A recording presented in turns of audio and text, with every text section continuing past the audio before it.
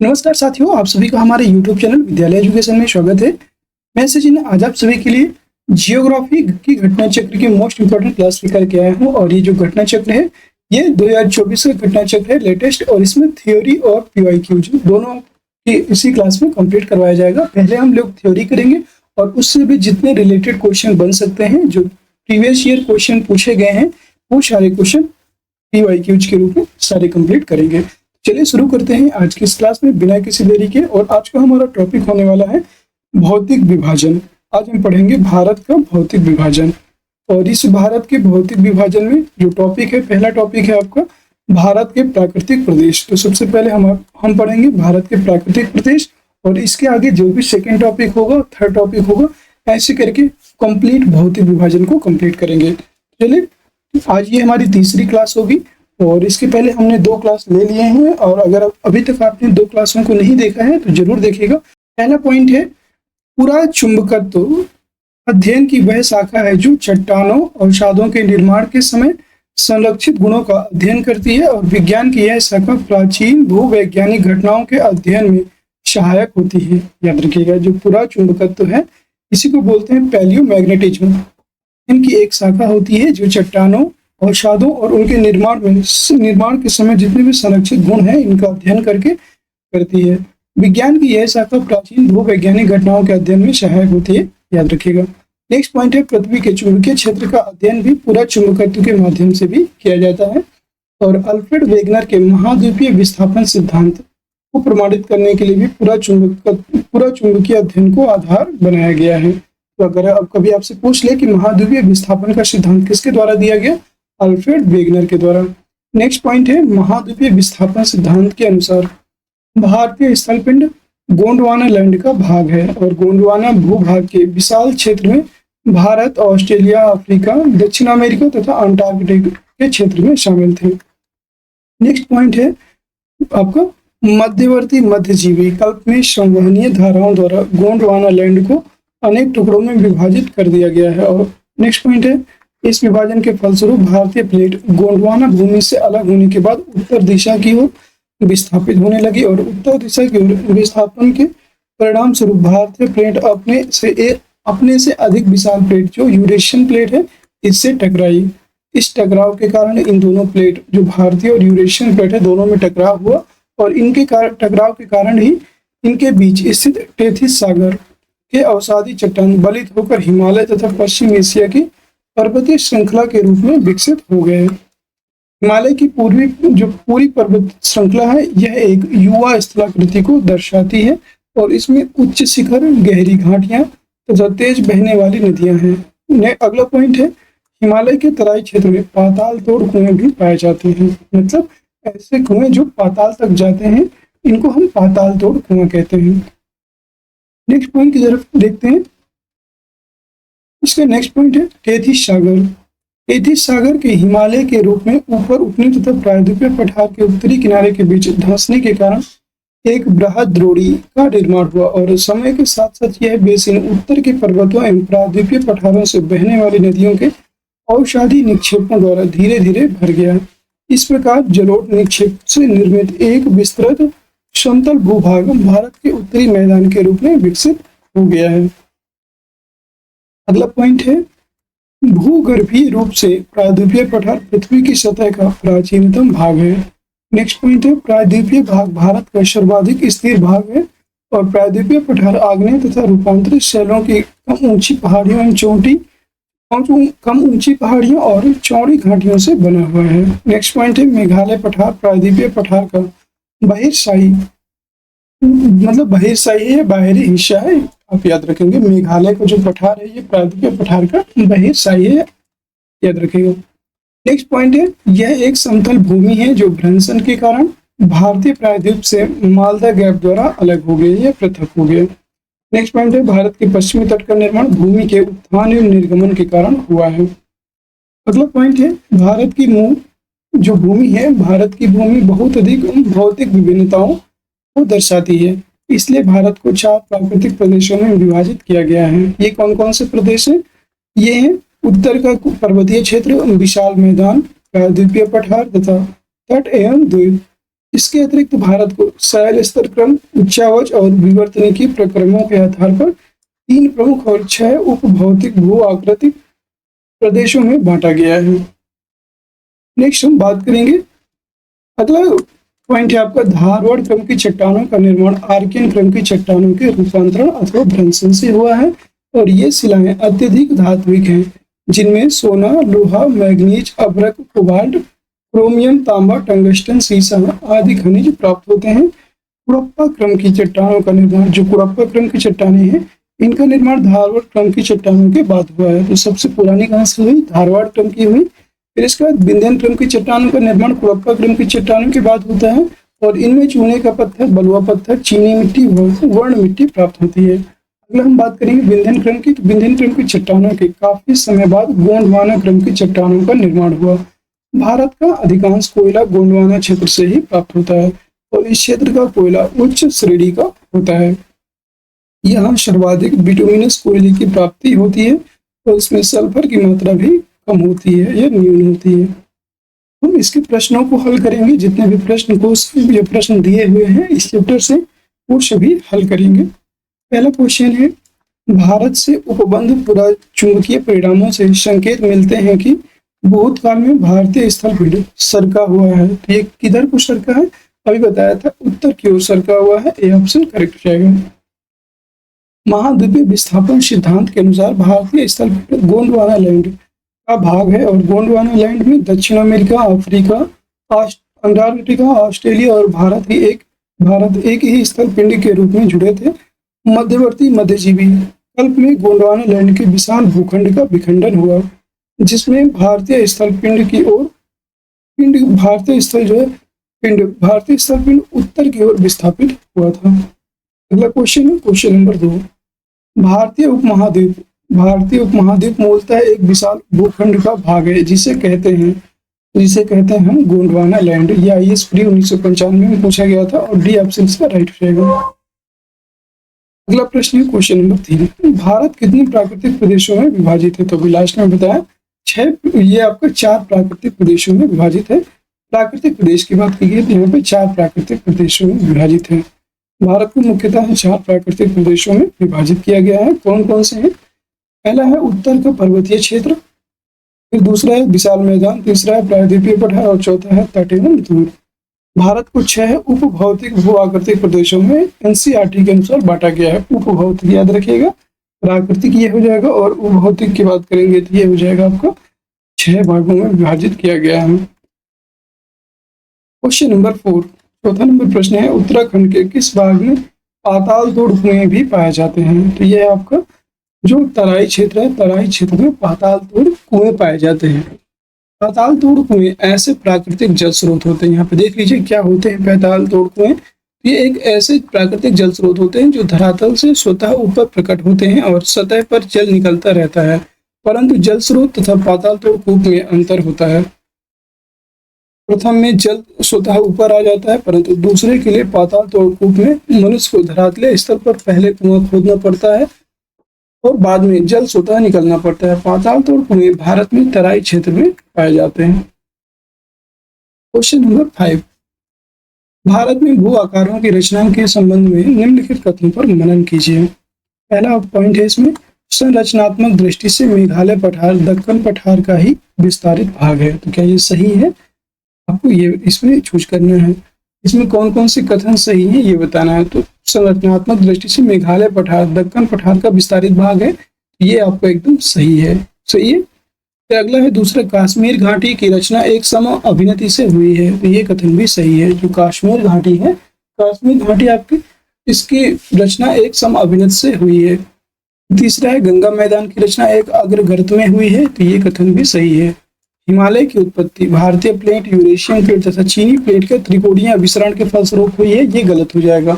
Only भारतीय plate और European plate के या यूरेशियन प्लेट के तो आपस में टकराने से हुआ है। तो 1, 2, 3 इसमें सही है। ये ऑप्शन सही हो जाएगा। मेघालय पठार प्रायद्वीपीय पठार का बहिर्शाही है और यह एक समतल भूमि है जो भ्रंशन के कारण भारतीय महाद्वीप से मालदा गैप के द्वारा पृथक हो गया है। पहला सही है। कश्मीर घाटी की रचना हिमालय के सम अभिनत में हुई है, दूसरा भी सही हो जाता है।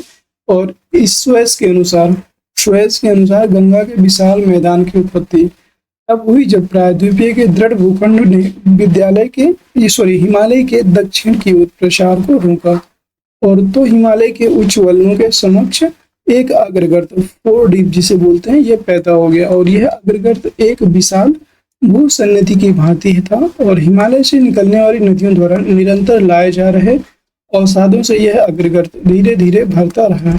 बाद में इसी में विशाल मैदानों का निर्माण हुआ और हिमालय की उत्पत्ति भारतीय प्लेट और यूरेशियन प्लेट की टक्कर से हुई है। चीनी प्लेट का विवरण प्लेट टेक्टोनिक सिद्धांत में नहीं है, इसलिए ये गलत हो जाएगा। नेक्स्ट पॉइंट है, यह नेक्स्ट क्वेश्चन है हमारा क्वेश्चन नंबर 6। 6वां नंबर क्वेश्चन है, निम्नलिखित में से कौन सा असत्य है, इसमें गलत कथन बताना है। भौमिकीय दृष्टि से प्रायद्वीपीय क्षेत्र का सबसे प्राचीन भाग है यस। फिर आपका हिमालय विश्व में सबसे नवीन बलित या फोल्डेड पर्वतों को प्रदर्शित करते हैं यस। हिमालय जो है नवीन बलित पर्वत है, इसलिए बी ऑप्शन भी सही है। भारत के पश्चिमी समुद्र तट का निर्माण नदियों की जमाव की क्रिया के द्वारा हुई है नहीं, ये गलत हो जाएगा। अगला है, भारत में गोंडवाना शिलाओं में कोयले का बृहत्तम भंडार है, ये भी आपका सही है। इसमें सी ऑप्शन असत्य है और असत्य कथन ही पूछा गया है, सी इसका राइट आंसर हो जाएगा। भारत के पश्चिमी समुद्र तट का निर्माण नदियों की जमाव क्रिया द्वारा नहीं बल्कि भूमि के उत्थान एवं निर्गमन के कारण हुआ है। भारत में कोयले का विशाल भंडार यहाँ के गोंडवाना शैलों में पाया जाता है। हिमालय विश्व में सबसे नवीन फलित पर्वतों में से एक है और भौमिकीय दृष्टि से प्रायद्वीपीय क्षेत्र भारत का सबसे प्राचीन भाग है। अगला प्रश्न है क्वेश्चन नंबर 7। सूची 1 को सूची 2 से सुमेलित कीजिए और सूची के नीचे दिए गए कोड का प्रयोग करके सही उत्तर का चयन करना है। दक्कन ट्रैप की बात करेंगे, अरावली की बात करेंगे, पश्चिमी घाट की बात करेंगे। ये कौन सी जो मतलब जैसे दक्कन ट्रैप है ये कब किस क्रम का है, याद रखिएगा। दक्कन ट्रैप की हम सबसे पहले बात करते हैं और यह है आपका जो दक्कन ट्रैप है ये हो जाएगा क्रिटेशियस आदि नूतन का है, याद रखेंगे। फिर है आपका पश्चिमी घाट की बात करेंगे तो यह हो जाएगा उत्तर नूतन काल का है। अरावली की बात करेंगे तो अरावली आपका ये प्री कैम्ब्रियन युग का है। अरावली लगाना तो अरावली की बात करेंगे तो ये हो जाएगा प्री कैम्ब्रियन युग। नर्मदा ताप्ती की बात करेंगे तो नर्मदा ताप्ती हो जाएगा आपका अत्यंत नूतन, ये इसका राइट हो जाएगा। इसका A3B1 इसमें है, बी ऑप्शन में है, बी इसका राइट आंसर हो जाएगा। उपरोक्त का विवरण इस प्रकार है, ध्यान से देखिएगा। दक्कन ट्रैप की जो उत्पत्ति है ये क्रिटेशियस काल के अंतिम चरण में होती है। पश्चिमी घाट पर्वत की उत्पत्ति सेनेजोइक या उत्तर नूतन काल में होती है। अरावली पर्वत की उत्पत्ति प्री कैम्ब्रियन युग में होती है और नर्मदा ताप्ती जलोनिक्षेप अत्यंत नूतन काल में होता है। क्वेश्चन है क्वेश्चन नंबर 8। केरल का कुट्टानाडु प्रसिद्ध है मीठे पानी की झील के लिए। यह भारत का न्यूनतम ऊंचाई वाला क्षेत्र, एक प्रवाल द्वीप के लिए, यह भारत के सबसे पश्चिमी में स्थित बिंदु के लिए। तो याद रखिएगा जो आपका केरल का कुट्टानाड है, ये कुट्टानाडु यह भारत का न्यूनतम ऊंचाई वाला क्षेत्र के लिए प्रसिद्ध है, ये ऑप्शन करेक्ट हो जाएगा। केरल का कुट्टानाडु भारत का न्यूनतम ऊंचाई वाला क्षेत्र है और समुद्र तल से नीचे अपनी खेती के तरीकों के लिए प्रसिद्ध है। इसे केरल का धान का कटोरा कहा जाता है। कुट्टानाड सतत कृषि और मत्स्य पालन के लिए भी जाना जाता है। खाद्य एवं कृषि संगठन FAO द्वारा कुट्टानाड की खेती के तरीकों को वैश्विक महत्वपूर्ण की कृषि विरासत प्रणाली GIAHS घोषित किया गया है। Question number 9। निम्नलिखित में से कौन सा मरुस्थल है? सिंधु क्षेत्र, गंगा, असम या मध्य? तो आप सभी को पता है सिंधु क्षेत्र एक प्रकार का आपका मरुस्थल है, ये ऑप्शन राइट हो जाएगा। भारत का विशाल मरुस्थलीय भाग थार का मरुस्थल है जिसका विस्तार भारत के राजस्थान राज्य तथा पाकिस्तान में लगभग 2 लाख वर्ग किलोमीटर विस्तारित इस क्षेत्र के पश्चिम में सिंधु द्वारा संचित क्षेत्र है। अगला क्वेश्चन है क्वेश्चन नंबर 10। निम्नलिखित में से कौन सा जिला धारवाड़ भूस्तरीय रचना वाला नहीं है? कौन सा जिला ऐसा है जो धारवाड़ भूस्तरीय रचना वाला नहीं है? मुंगेर, रोहतास, जमुई या नवादा? तो इसका राइट आंसर हो जाएगा रोहतास भूस्तरीय रचना वाला नहीं है, बी ऑप्शन करेक्ट हो जाएगा। बिहार में धारवाड़ भूस्तरीय रचना वाले जिले दक्षिण पूर्व बिहार के अंतर्गत आते हैं। इनमें मुंगेर, नवादा एवं जमुई जिले शामिल हैं। वहीं रोहतास दक्षिण पश्चिम बिहार का भाग है। इस क्षेत्र में विंध्यन प्रकार की बहुस्तरीय रचना पाई जाती है और बिहार में विंध्यन बहुस्तरीय रचना कैमूर एवं सोन नदी घाटी रोहतास में पाई जाती है।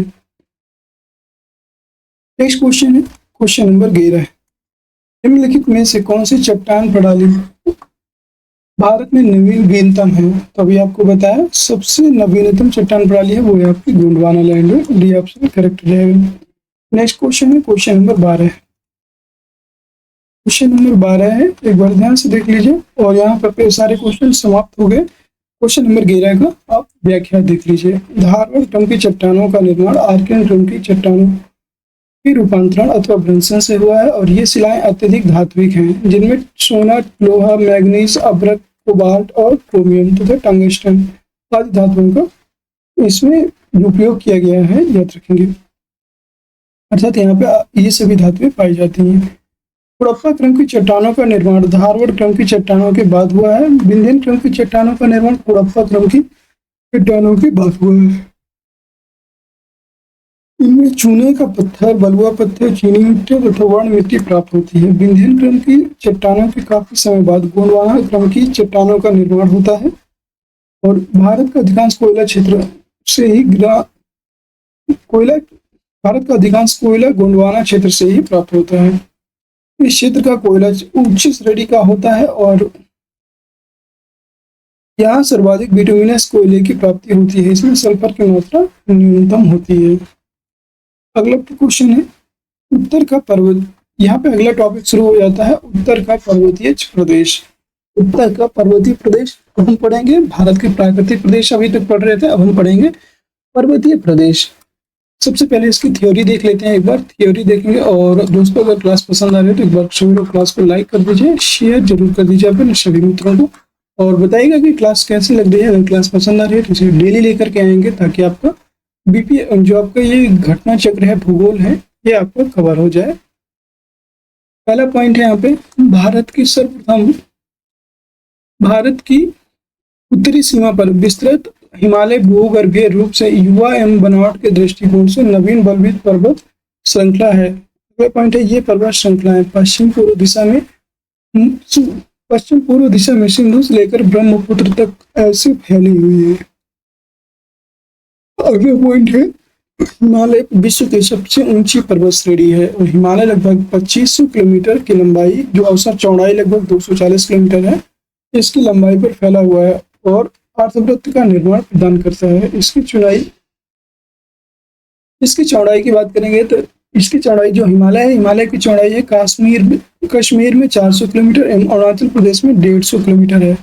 भारत के प्रमुख हिमालयी राज्य केंद्र शासित प्रदेश जम्मू और कश्मीर, लद्दाख, हिमालय, उत्तराखंड, सिक्किम, अरुणाचल प्रदेश, मेघालय, नागालैंड, मणिपुर, मिजोरम और त्रिपुरा हैं। इसके अलावा असम और पश्चिम बंगाल के पहाड़ी क्षेत्र भी इसी के अंतर्गत आते हैं। अगला पॉइंट है हिमालय के पश्चिमी भाग की अपेक्षा पूर्वी भाग की ऊंचाई में अधिक विविधता पाई जाती है। नेक्स्ट पॉइंट हिमालय को निर्माण की आयु के आधार पर एवं वलयों की तीव्रता के आधार पर 4 समानांतर संरचनात्मक क्षेत्रों में बांटा जा सकता है। कौन कौन से 4 संरचनात्मक क्षेत्र हैं? पहला है ट्रांस हिमालय तिब्बत का क्षेत्र, दूसरा है बृहद हिमालय क्षेत्र, तीसरा है आपका लघु हिमालय, इसी को मध्य हिमालय कहते हैं, और बाह्य हिमालय हिमालय की बात करेंगे तो ये आपका हो जाएगा शिवालिक। हिमालय का उपयुक्त अनुदैर्ध्य विभाजन उत्तर से दक्षिण क्रम में है। ट्रांस हिमालय का अंतिम रूप से उत्थान क्रिटेशियस टर्शियरी काल तक हुआ है और इस प्रकार हिमालय की उत्पत्ति या हिमालय की सबसे बड़ी प्राचीन श्रेणी है हिमालय की अन्य श्रेणियों का उत्थान टर्शियरी काल में हुआ था और जिसमें बृहद हिमालय, महान हिमालय तथा हिमालय की दूसरी प्राचीन श्रेणी है जिसका निर्माण ओलिगोशिन युग 25 से 40 मिलियन वर्ष पूर्व में हुआ है। उसके पश्चात लघु हिमालय श्रेणी का निर्माण मध्य मायोसीन 14 मिलियन वर्ष पूर्व हुआ है तथा शिवालिक सबसे नवीनतम श्रेणी का निर्माण प्लायोसीन युग 5 से लेकर 1.7 मिलियन वर्ष पूर्व में हुआ है। अगला पॉइंट है हिमालय के उत्तरी भाग में स्थित श्रृंखला को महान हिमालय या आंतरिक हिमालय या हिमाद्री कहते हैं। यह सबसे अधिक सतत श्रृंखला है और 6 मीटर के औसत ऊंचाई वाले सर्वाधिक ऊंचे शिखर हैं यह। नेक्स्ट पॉइंट देखेंगे, महान हिमालय स्थित एवरेस्ट विश्व की सबसे ऊंची चोटी है और यह नेपाल और तिब्बत की सीमा पर स्थित है। कंचनजंगा हिमालय पर्वत श्रृंखला में स्थित है और विश्व की तीसरी सबसे ऊंची चोटी है कंचनजंगा, और यह पूर्व में तीस्ता नदी और पश्चिम में तामुल नदी के बीच में स्थित है। अगला पॉइंट है, कंचनजंगा पूर्वी नेपाल और भारत से सिक्किम राज्य की सीमा पर स्थित है। नेक्स्ट पॉइंट है, अन्नपूर्णा चोटी की स्थिति उत्तर मध्य नेपाल में है और धौलागिरी चोटी भी नेपाल के मध्य में स्थित है। अगला पॉइंट है, महान हिमालय के वलय की प्रकृति असममित है। और नेक्स्ट पॉइंट है, हिमालय के इस भाग का क्रोड ग्रेनाइट का बना है। यह श्रृंखला हमेशा बर्फ से ढकी रहती है और इसमें बहुत सी हिमानियों का प्रवाह होता है। अगला पॉइंट है, इसलिए हिमालय से निकलने वाली नदियां सतत वाहिनी है। महान हिमालय के दक्षिण में स्थित श्रृंखलाओं को लघु हिमालय या मध्य हिमालय कहा जाता है। इसका निर्माण मुख्यतः अत्यधिक संपीड़ित तथा परिवर्तित शैलों से हुआ है और इनकी ऊंचाई 3700 मीटर से लेकर के 4500 मीटर के बीच 60 से 80 किलोमीटर तक चौड़ा है। नेक्स्ट पॉइंट है, महान हिमालय में पीर पंजाल श्रृंखला सबसे लंबी है और धौलाधर महाभारत श्रृंखलाएं भी महत्वपूर्ण हैं। इसी श्रृंखला में कश्मीर की घाटी तथा हिमाचल की कांगड़ा और कुल्लू की घाटियां भी स्थित हैं। नेक्स्ट पॉइंट है, हिमालय की सबसे बाहरी श्रृंखला को शिवालिक कहा जाता है और इनकी चौड़ाई 10 से 50 किलोमीटर तथा ऊंचाई की बात करेंगे 900 से 1000 मीटर के बीच है। अगला पॉइंट है, ये श्रृंखलाएं उत्तर में स्थित मुख्य हिमालय की श्रृंखलाओं से नदियों द्वारा लाई गई असंपीड़ित अवसादों से बनी हैं। अगला पॉइंट है, निम्न हिमालय जिसे लघु हिमालय कहते हैं तथा शिवालिक के बीच में स्थित लंबवत घाटी को दून के नाम से जाना जाता है और कुछ प्रसिद्ध दून हैं जैसे देहरादून और कोटली दून। देहरादून, कोटली दून एवं एक है आपका जिसका नाम है पाटली दून। देहरादून, कोटली दून और पाटली दून, ये 3 दून है। अगला पॉइंट है, शिवालिक क्षेत्र के गिरिपद क्षेत्र में पश्चिम में सिंधु से पूर्व में तीस्ता के बीच फैले समतल मैदान को भावर कहा जाता है और यह सामान्यतः 8 से 16 किलोमीटर चौड़ी हिमालयी नदियों द्वारा अचानक ढाल भंग होने के कारण शिवालिक अग्र क्षेत्र में की गई कंकड़ और बजरी के जमावों से निर्मित मेखला है। नेक्स्ट पॉइंट है, कंकड़ और बजरी की सांद्रता इतनी अधिक होती है कि समूची नदी में इसे लुप्त हो जाती है और धरातल पर केवल सूखी घाटी ही दिखाई पड़ती है। अगला पॉइंट है, भावर मैदान की चौड़ाई पूर्व में कम और पश्चिम भाग में अधिक पाई जाती है। नेक्स्ट पॉइंट है, भावर के दक्षिण में 15 से 30 किलोमीटर चौड़ी दलदली क्षेत्र फैला हुआ है जिसे तराई क्षेत्र कहते हैं। नेक्स्ट पॉइंट है, महान हिमालय के उत्तर में ट्रांस हिमालय स्थित है और पामीर की गांठ जिसे तिब्बत कहते हैं ट्रांस हिमालय में ही स्थित है। अगला पॉइंट है, काराकोरम लद्दाख और जास्कर पर्वत श्रेणियां ट्रांस हिमालय का ही भाग है। नेक्स्ट पॉइंट है, हिंदू धर्म का पवित्र कैलाश पर्वत ट्रांस हिमालय पर्वतमाला के पश्चिमी हिस्से में स्थित है। अगला पॉइंट है, हिमालय को पश्चिम से पूर्व तक, पश्चिम से लेकर के पूर्व तक स्थित क्षेत्रों के आधार पर भी विभाजित किया गया है। इन वर्गीकरण को नदी घाटियों की सीमाओं के आधार पर किया गया है और उदाहरण के लिए सतलज एवं सिंधु के बीच स्थित हिमालय के भाग को पंजाब हिमालय के नाम से जाना जाता है। पश्चिम से पूर्व तक क्रमशः इसे कश्मीर तथा हिमालय या हिमालय नाम से भी जाना जाता है। सतलज तथा काली नदियों के बीच स्थित हिमालय के भाग को कुमायूं हिमालय के नाम से जाना जाता है। और काली तथा तीस्ता नदियों के बीच ही स्थित हिमालय के भाग को नेपाल हिमालय के नाम से जाना जाता है। और तीस्ता एवं दिहांग नदियों के बीच स्थित जो हिमालय है इसको असम हिमालय के नाम से जाना जाता है। तो 4 प्रकार से इसको वर्गीकृत किया गया है, याद रखिएगा। ब्रह्मपुत्र नदी हिमालय की सबसे पूर्वी सीमा बनाती है और दिहांग महाखड्ड, जो दिहांग गार्च है, दिहांग महाखड्ड, इसके बाद दिहांग महाखड्ड के बाद हिमालय दक्षिण की ओर तीखा मोड़ बनाते हुए भारत की पूर्वी सीमा के साथ फैल जाता है और इन्हें पूर्वांचल या पूर्वी पहाड़ियों के नाम से भी जाना जाता है। ये पहाड़ियां उत्तर पूर्वी राज्यों से होकर गुजरती हैं। नेक्स्ट पॉइंट है, पूर्वी हिमालय की पहाड़ियां अधिकतर समानता श्रृंखलाओं एवं घाटियों के रूप में फैली हैं। पूर्वांचल में पटकाई, नागा और मिजो तथा मणिपुर पहाड़ियां शामिल हैं। अगला पॉइंट है, भारत के लिए हिमालय का बड़ा महत्व है। यदि हिमालय पर्वत श्रेणियां नहीं होती तो भारत के अधिकांश भाग में साइबेरिया से आने वाली शीत लहरों का अनुभव होता और सिंधु गंगा मैदान इतनी सुदृढ़ जरूर मृदा से वंचित होता। तथा मानसून का प्रतिरूप वर्तमान प्रतिरूप से भिन्न होता है। नेक्स्ट पॉइंट है, हिमालय पर्वत मानसून पवनों को रोककर उपमहाद्वीप में वर्षा का कारण बनता है तथा साथ ही हिमालय क्षेत्र से प्रवाहित होने वाली सिंधु गंगा एवं उनकी सहायक नदियां अपर्दन एवं निक्षेपण के द्वारा जलोढ़ मैदान का निर्माण करती हैं। अगला पॉइंट है अटल टनल। अटल टनल के बारे में बात करें, यह 9.02 किलोमीटर, यह 9.02 किलोमीटर लंबी अटल टनल हिमालय के पूर्वी पीर पंजाल श्रृंखला में स्थित है। यह पूरे वर्ष मनाली को लाहौल स्पीति घाटी से, पूरे वर्ष की बात की गई, यहाँ पे पूरे वर्ष लाहौल स्पीति घाटी से जोड़कर रखती है मनाली को। और इसका निर्माण सीमा सड़क संगठन BRO बॉर्डर रोड ऑर्गेनाइजेशन या सीमा सड़क संगठन द्वारा किया गया है। यह भारत के लिए सामरिक दृष्टि से महत्वपूर्ण है और वर्ष 2002 में तत्कालीन प्रधानमंत्री अटल बिहारी वाजपेयी ने इस टनल की पहुंच सड़क की आधारशिला रखी थी।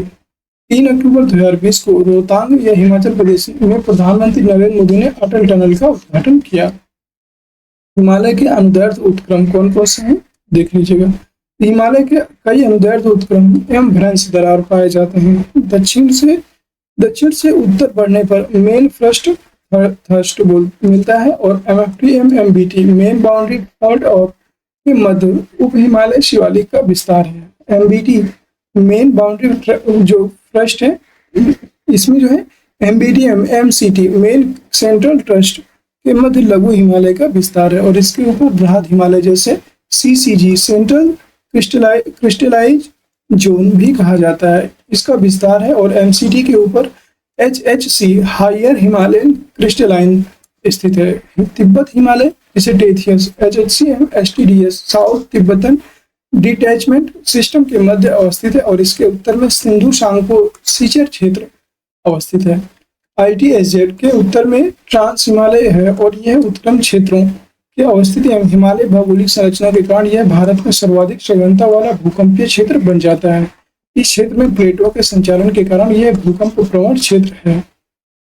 अब हम यहाँ से प्रश्नों के बारे में बात करेंगे। यहाँ से आपके प्रश्न स्टार्ट होते हैं।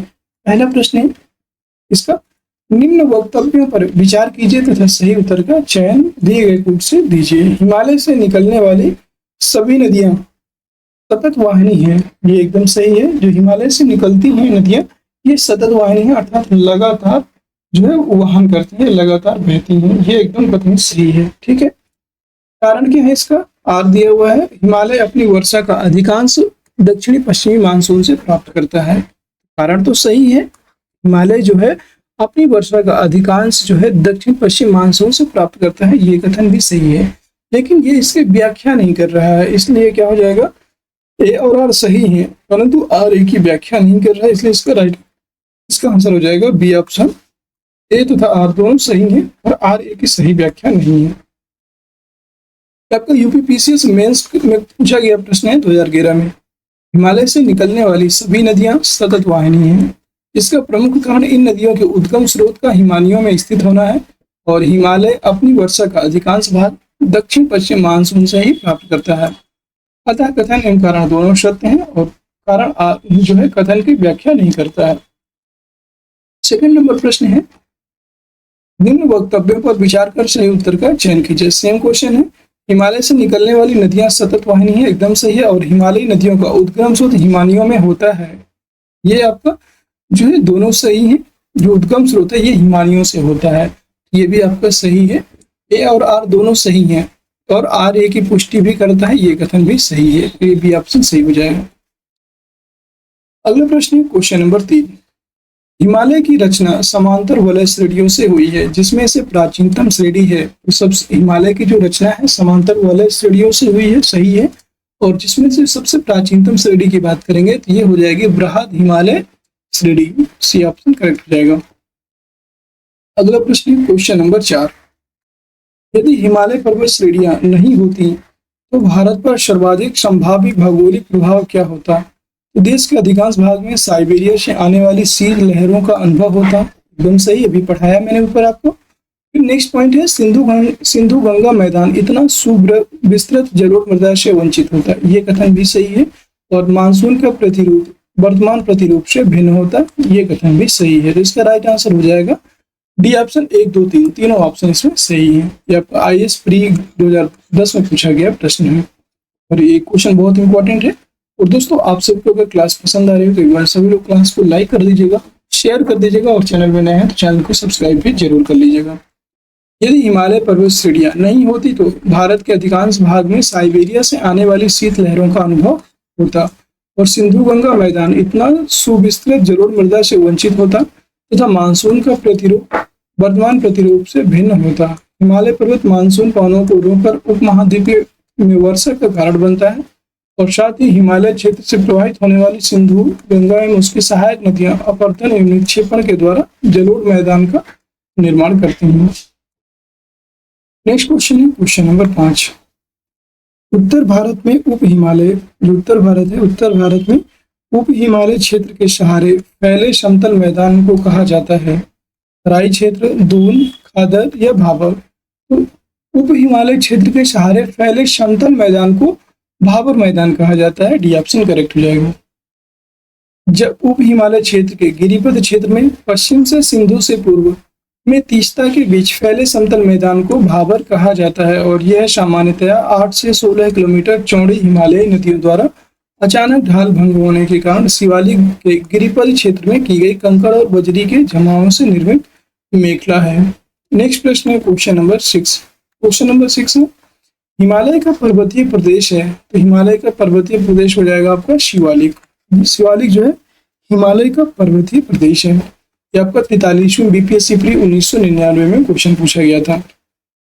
हिमालय का पर्वतीय प्रदेश शिवालिक श्रेणी के दक्षिणी भाग पर है स्थित है और यह हिमालय की सबसे दक्षिणी श्रेणियां हैं। शिवालिक के उत्तरी ढालों तथा लघु हिमालय के दक्षिणी ढालों के मध्य अनेक चौरस तल वाली संरचनात्मक घाटियां स्थित हैं।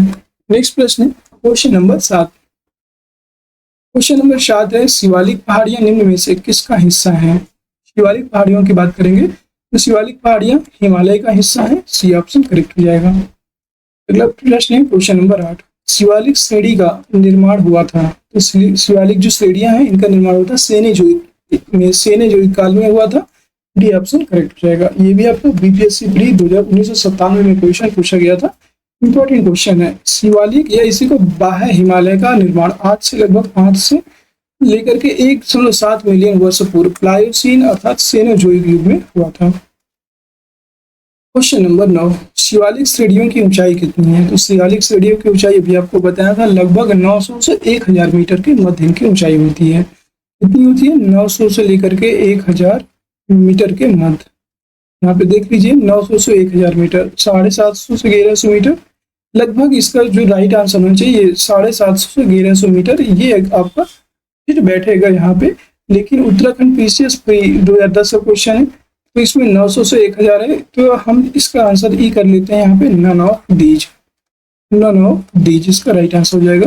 यहाँ पे नन ऑफ दीज कर सकते हो आप, इनमें से कोई नहीं क्योंकि 900 से 1000 मीटर की इसकी ऊंचाई होती है। देख सकते हैं उप हिमालय या शिवालिक श्रेणी हिमालय की सबसे दक्षिण श्रेणी है जिसकी औसत ऊंचाई 900 से 1100 मीटर के मध्य है। हालांकि शिवालिक श्रेणियों की ऊंचाई में प्रादेशिक भिन्नता भी पाई जाती है। तो अगर एग्जैक्ट की बात करेंगे तो ये होगा, लेकिन अगर यहाँ पे लगभग होगा तो बी ऑप्शन यहाँ पे आप कर सकते हैं। अगला प्रश्न है क्वेश्चन नंबर 10। कुमायूं हिमालय निम्नलिखित में से किन नदियों के बीच स्थित है। कुमायूं हिमालय की बात करेंगे, कुमायूं हिमालय किन नदियों के बीच स्थित है। यह आपका सतलज और काली नदियों के बीच स्थित है। सी ऑप्शन करेक्ट हो जाएगा। और काली और तीस्ता के बीच कौन सा स्थित है, काली और तीस्ता के बीच नेपाल हिमालय स्थित है, याद रखेंगे।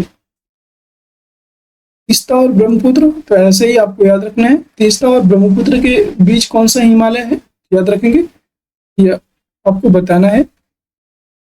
इसके बारे में देख लेते हैं। कुमायूं हिमालय सतलज और काली नदियों के बीच स्थित है और सिंधु और सतलज नदियों के बीच स्थित हिमालय के भाग को पंजाब हिमालय कहते हैं। काली और तीस्ता के बारे में बात करेंगे तो काली और तीस्ता नदियों के बीच स्थित हिमालय के भाग को नेपाल हिमालय कहते हैं, अभी बताया आपको। और तीस्ता और दिहांग नदियों के बीच स्थित हिमालय के भाग को असम हिमालय के नाम से भी जाना जाता है और इसी को तीस्ता और ब्रह्मपुत्र भी बोल सकते हैं। इसमें जो है असम हिमालय हो जाएगा, याद रखिएगा असम हिमालय। सिंधु और सतलज इसके बीच हो जाएगा पंजाब हिमालय, ठीक है, पंजाब हिमालय। और काली और तीसरा हो जाएगा नेपाल हिमालय। अगला प्रश्न है क्वेश्चन नंबर 11, शिवालिक शैल समूह के दक्षिण में भाबर क्षेत्र उदाहरण है। जो शिवालिक शैल समूह है इसके दक्षिण में भाबर क्षेत्र किसका उदाहरण है? ये गिरिपद की स्थिति का उदाहरण है। सी ऑप्शन करेक्ट हो जाएगा। यूपी पीसीएस प्री 1994 में पूछा गया था। और भाबर मैदान शिवालिक के गिरिपद क्षेत्र के पश्चिम में सिंधु से पूर्व में तीस्ता के बीच फैला हुआ है और 8 से 16 किलोमीटर चौड़ाई में इस मैदान का निर्माण कंकड़ और बजरी के जमाव से हुआ। क्वेश्चन नंबर 12, जब आप हिमालय की यात्रा करेंगे तो आप निम्नलिखित को देखेंगे। तो गहरे खड्ड एकदम सही, फिर आपका यू घुमाव वाले नदी मार्ग ये भी सही है, समांतर पर्वत श्रेणियां ये भी सही है, भूस्खलन के लिए उत्तरदायी तीव्र ढाल प्रवणता ये भी सही है। उपयुक्त में से कौन से हिमालय के तरुण गलित पर्वत या नवीन पर्वत जो है इनके साक्ष्य कहे जा सकते हैं? तो ये सभी कहे जा सकते हैं। डी ऑप्शन राइट हो जाएगा। 1 2 3 4 ये आपका आईएएस प्री 2012 में क्वेश्चन पूछा गया था। सभी हिमालय के नवीन बलित पर्वत के साक्ष्य कहे जा सकते हैं। गहरे खड्ड, योग घुमाव वाले नदी मार्ग, समांतर पर्वत श्रेणियां एवं भूस्खलन के लिए उत्तरदायी तीव्र ढाल प्रवणता जैसे लक्षण हिमालय पर सरलता से देखे जा सकते हैं और नवीन मोड़दार पर्वतों में ये यू आकृति लक्षण प्रमुख स्थान रखते हैं। अगला प्रश्न है क्वेश्चन नंबर 13 और ऐसे क्वेश्चन बार बार एग्जाम में कभी कभी पूछ लेता है। ये यूपी पीसीएस या आरओ जैसे एग्जाम में पूछता है। नीचे दिए हुए जम्मू कश्मीर के मानचित्र की जांच कीजिए। 1 2 और 3 4 यहाँ पे दिए हुए 1 2 3 4 में अंकित पर्वत श्रेणियां हैं क्रमशः। कौन कौन सी पर्वत श्रेणियां हैं? लद्दाख, जास्कर, काराकोरम। मैं आपको बता देता हूँ एक तरफ से, ठीक है। सबसे पहला हो जाएगा आपका काराकोरम। सबसे पहले काराकोरम, लद्दाख, जास्कर, पीर पंजाल। एक बार देख लीजिए। सबसे पहले यहाँ पे 1 नंबर में आता है काराकोरम। सबसे पहले आता है काराकोरम, लद्दाख, जास्कर, पीर पंजाल। ऐसे आपको याद रखना है। काराकोरम ये हो जाएगा लद्दाख, ये हो जाएगा जास्कर और सबसे चौथा ये हो जाएगा आपका पीर पंजाल। ये आपका जो है पश्चिम जो पाकिस्तान है, पाकिस्तान से लगा हुआ है पीर पंजाल। काराकोरम, लद्दाख और यहाँ पे हो जाएगा जास्कर श्रेणी और पीर पंजाल।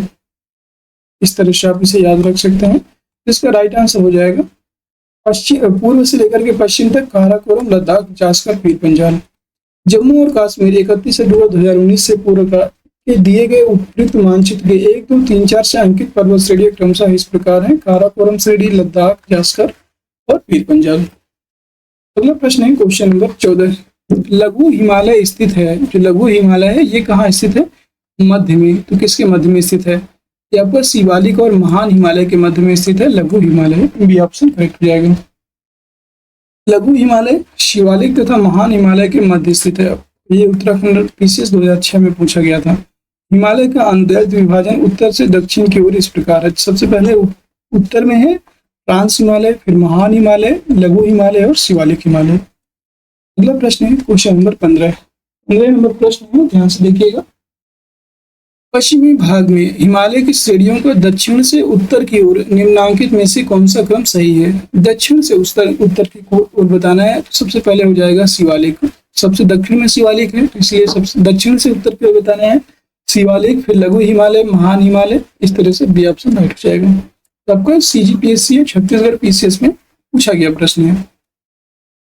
क्वेश्चन नंबर 16, निम्नलिखित में से कौन सबसे नवीन पर्वत श्रेणी है?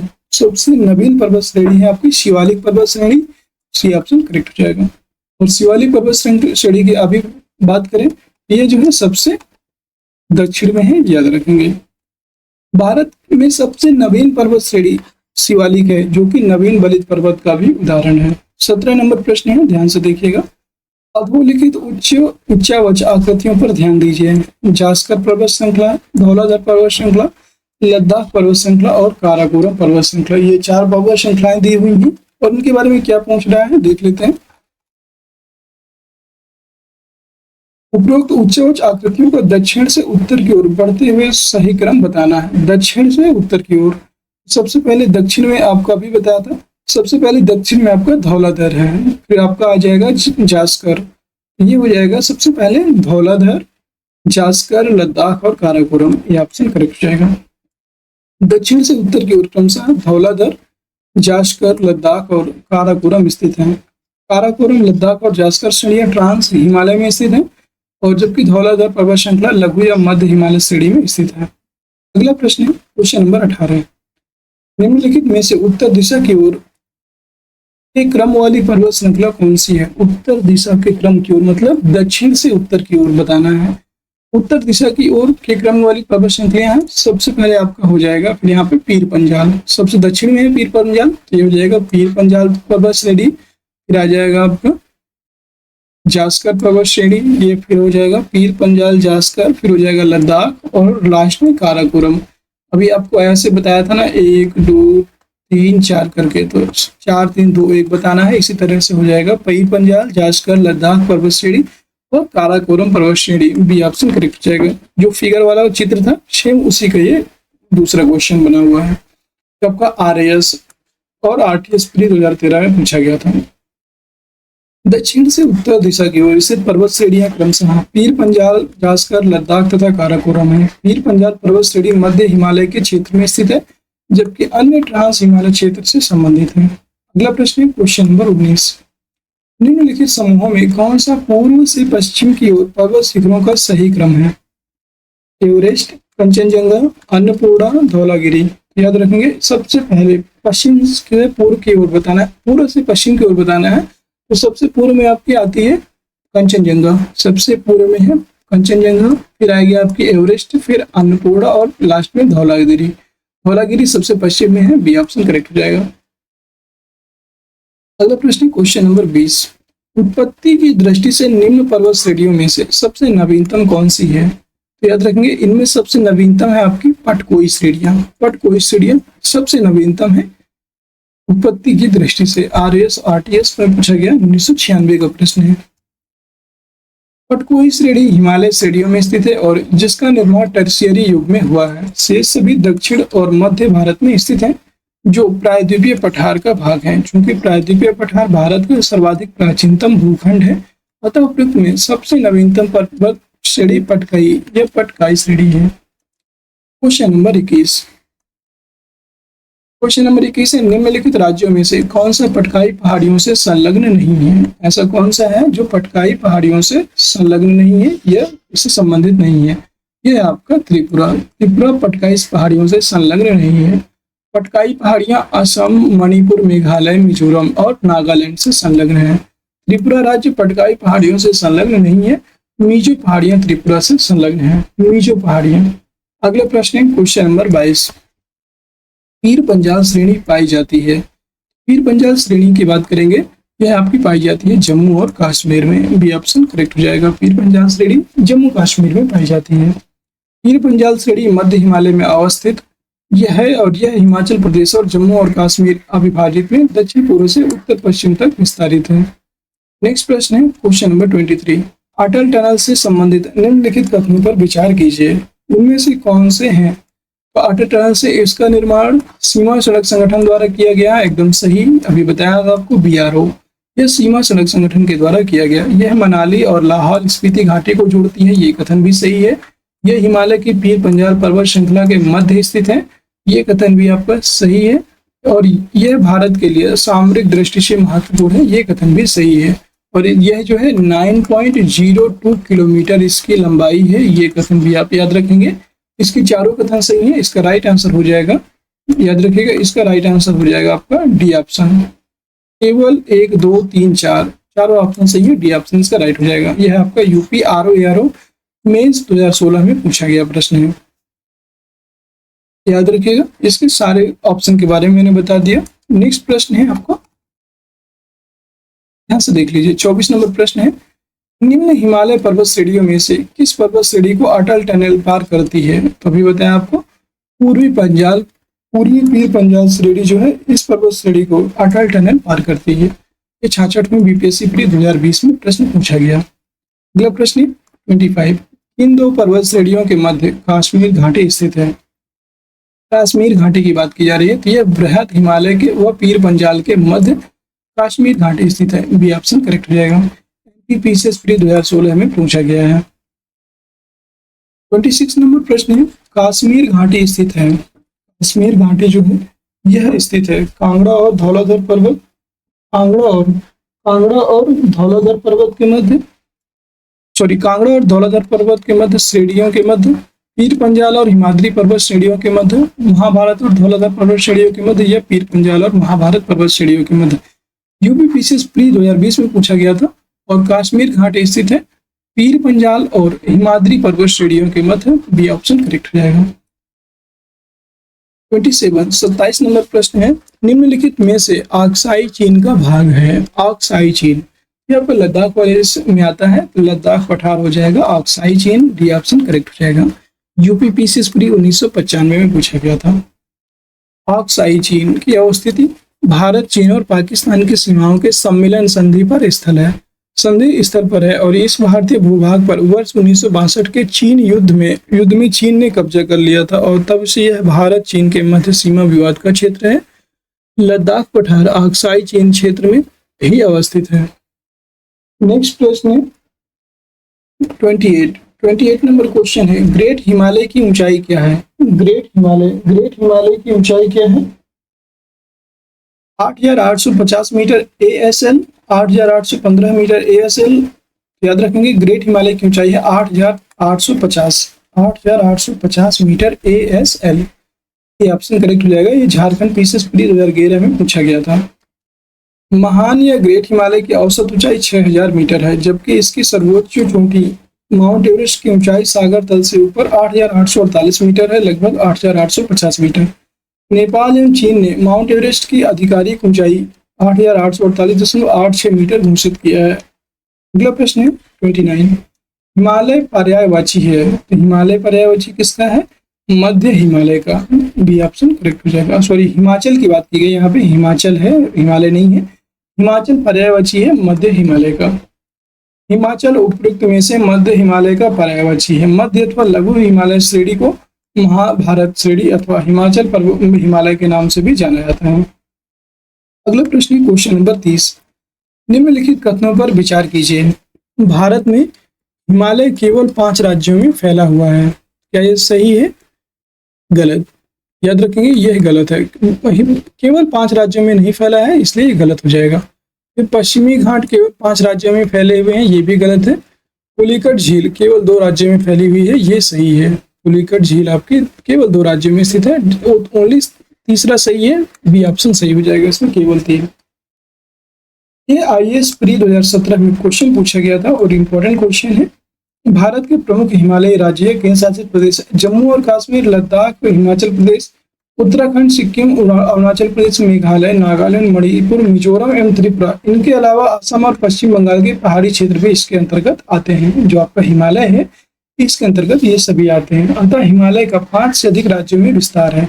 पश्चिमी घाट की बात करेंगे तो ये गुजरात, महाराष्ट्र, गोवा, कर्नाटक, तमिलनाडु एवं केरल राज्यों में फैला हुआ है। इस प्रकार इसका विस्तार 6 राज्यों में है।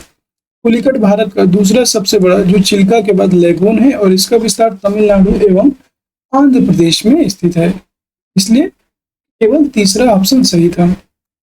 31 नंबर प्रश्न है, हिमालय पर्वत श्रेणियां निम्नलिखित में से किस राज्य का हिस्सा नहीं है। इसमें जो है कौन सा राज्य ऐसा है जिसका हिस्सा नहीं। उत्तराखंड का है, सिक्किम का है, उत्तर प्रदेश का नहीं है, हिमाचल प्रदेश का है। बी ऑप्शन करेक्ट हो जाएगा।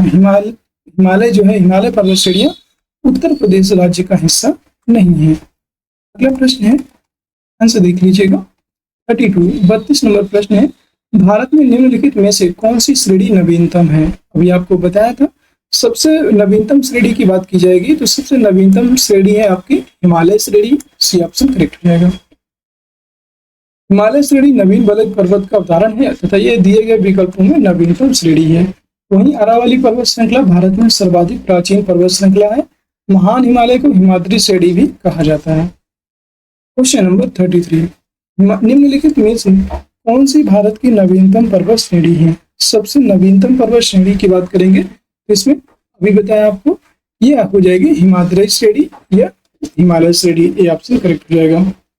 अगला प्रश्न 34, नीचे 2 कथन दिए गए हैं जिनमें एक को कथन ए तथा दूसरे को कथन आर कहा गया है। कथन है, भारत में सर्वाधिक सघनता वाला भूकंपीय क्षेत्र हिमालय क्षेत्र में स्थित है। तो क्या ये सही है। यस, ये एकदम सही है। ठीक है। और हिमालय में कई अनुदैर्ध्य उत्क्रम क्षेत्र अवस्थित हैं, ये कथन भी सही है और इसका कारण भी सही है कि हिमालय में कई अनुदैर्ध्य उत्क्रम क्षेत्र अवस्थित है, जिनके कारण ही हिमालय क्षेत्र में सबसे अधिक भूकंपीय क्षेत्र आता है। और ए और आर दोनों सही और सही व्याख्या भी है, ये ऑप्शन करेक्ट हो जाएगा। ये आपको यूपीपीसीएस 2019 में पूछा गया था। अगला प्रश्न है 35 नंबर प्रश्न है, ध्यान से देखिएगा। मणिपुर पहाड़ियों से घिरा इम्फाल बेसिन एक सुंदर उदाहरण है। किसका एक सुंदर उदाहरण है? ये सरोवरीय मैदान का एक सुंदर उदाहरण है, ये ऑप्शन करेक्ट हो जाएगा। पूर्व में किसी झील के अस्तित्व के कारण तलछट जमाव से निर्मित मैदान सरोवरीय मैदान कहलाता है और कश्मीर घाटी में इम्फाल बेसिन इसके उत्तम उदाहरण है। अगला प्रश्न क्वेश्चन नंबर 36 नंबर प्रश्न है, हिमालय पर्वत श्रेणी के संबंध में निम्नलिखित में से कौन से कथन सही है, ये बताना है। मुख्य हिमालय की परतदार चट्टानें जीवाश्महीन है, ये गलत है, यहाँ पे जीवाश्म पाए जाते हैं। लघु हिमालय की परतदार चट्टानों में समुद्री जीव जंतुओं के जीवाश्म मिलते हैं, ये कथन सही है। बाह्य हिमालय या शिवालिक हिमालय में मानव सभ्यता के अवशेष मिले हैं, ये कथन भी सही है। दूसरा और तीसरा सही है और सही उत्तर चुनना है हमें। इसका राइट आंसर हो जाएगा बी ऑप्शन, केवल 2 और 3। ये भी आपको यूपीपीसीएस 2019 में प्रश्न पूछा गया था। अगला प्रश्न आप यहाँ पे देख लीजिए, इसकी व्याख्या। मुख्य हिमालय की परतदार चट्टानें जीवाश्महीन नहीं है, अतः कथन एक असत्य है। लघु हिमालय की परतदार चट्टानों में समुद्री जीव जंतुओं के जीवाश्म मिले हैं और बाह्य हिमालय या शिवालिक हिमालय में स्थित बुर्ज होम एवं गुफा कराल में मानव सभ्यता के अवशेष प्राप्त होते हैं। अगला प्रश्न 37 नंबर क्वेश्चन है, हिमालय के किस भाग पर करेवा भू आकृति पाई जाती है? करेवा किस एक भू आकृति है जो केसर के उत्पादन के लिए फेमस है। यह आपको करेवा कश्मीर हिमालय में पाई जाती है, डी ऑप्शन करेक्ट हो जाएगा, कश्मीर हिमालय। यह आपको एमपीपीसीएस 2019 में क्वेश्चन पूछा गया था। अगला क्वेश्चन है, हिमालय के कश्मीर हिमालय भाग पर करेवा भू आकृति पाई जाती है और ये तलछट निक्षेप के रूप में पाए जाते हैं। यह क्षेत्र जाफरान जो केसर की खेती के लिए सर्व प्रसिद्ध है। और आज की क्लास का अंतिम प्रश्न होगा 38 नंबर प्रश्न है, कैलाश पर्वत निम्न में से किस क्षेत्र में अवस्थित है? कैलाश पर्वत की बात करेंगे, यह निम्न में से किस क्षेत्र में अवस्थित है? सिक्किम, तिब्बत, नेपाल या उत्तराखंड? झारखंड पीसीएस प्री 2021 में पूछा गया प्रश्न है। और याद रखिएगा कैलाश पर्वत की बात करेंगे, यह आपका तिब्बत में स्थित है, बी ऑप्शन करेक्ट हो जाएगा। कैलाश पर्वत तिब्बत चीन में क्षेत्र में अवस्थित है और यह हिंदू धर्म में पवित्र तीर्थस्थल के रूप में जाना जाता है। और दोस्तों आज की क्लास हम यहीं पे खत्म करते हैं। नेक्स्ट क्लास हम करेंगे दक्षिण एवं मध्य भारत की पर्वत श्रेणियां एवं पहाड़ियां। जो दक्षिण एवं मध्य भारत, देखिए उत्तर भारत हमने कंप्लीट कर लिया, एक तरफ से पूरा कंप्लीट हो गया उत्तर भारत। अब हम दक्षिण एवं मध्य भारत की जितनी भी पर्वत श्रेणियां हैं, पहाड़ियां हैं, उनको कंप्लीट करेंगे और नेक्स्ट टॉपिक हमारा यही होने वाला है। आज की क्लास में हमने बहुत सारे क्वेश्चन कंप्लीट किए और उम्मीद है कि आप सभी को क्लास पसंद आई होगी। क्लास अगर पसंद आई है तो एक बार सभी लोग से रिक्वेस्ट है कि सभी लोग क्लास को लाइक कर दीजिए, शेयर कर दीजिए। अगर चैनल में नए हैं तो चैनल को सब्सक्राइब भी अवश्य कर लीजिए और सभी लोग हमारे टेलीग्राम चैनल को अवश्य ज्वाइन कर लीजिएगा। टेलीग्राम चैनल को अवश्य ज्वाइन कर लीजिए, जिससे आपको बहुत सारे बेनिफिट मिलने वाले हैं टेलीग्राम चैनल के माध्यम से। टेलीग्राम चैनल को आप ज्वाइन करते हैं तो सारे ऑफिशियल जितने भी नोटिफिकेशन आते हैं आपके एग्जाम से रिलेटेड और सारा कुछ वहाँ पे प्रोवाइड किया जाता है। चलिए फिर मिलते हैं किसी नेक्स्ट वीडियो में, तब तक के लिए जय हिंद, जय भारत और देखते रहिए हमारा चैनल विद्यालय एजुकेशन और अपने सभी दोस्तों को जरूर से जरूर शेयर कीजिए। फिर मिलते हैं नेक्स्ट क्लास में, तब तक के लिए जय हिंद, जय भारत।